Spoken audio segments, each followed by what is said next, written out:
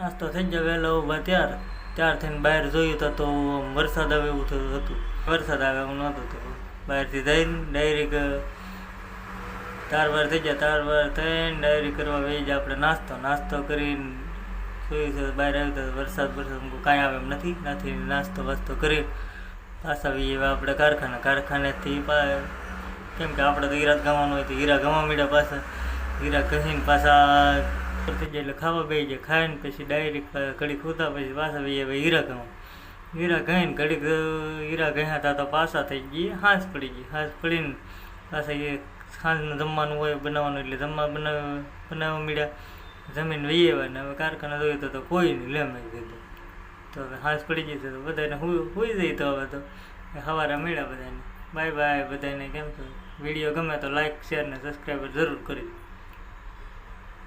Bye bye.